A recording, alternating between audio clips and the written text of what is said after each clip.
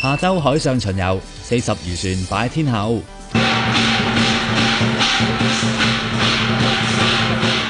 哇！今個月假期特別多，除咗28號佛誕可以去長洲湊下熱鬧睇太平清醮之外，下個禮拜5就有天后誕海上巡遊，而旅發局會喺九龍灣對出集合40艘漁船，包括代表香港嘅帆船，中午一齊兜去文化中心，再過灣仔金紫荊，最後就會經鯉魚門去清水灣大廟拜天后㗎啦。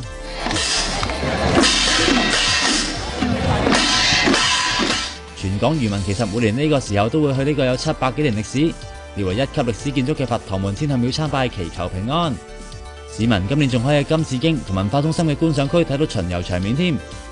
如果嚴格住個開太遠，可以親身去清水灣鄉村俱樂部附近嘅大廟度湊下熱鬧，睇下舞龍舞獅咁，氣氛唔差過太平清醮㗎。唔止下個星期有節目㗎，22號大嶼山寶蓮寺都有少林功夫表演同浴法，為佛誕打頭陣添。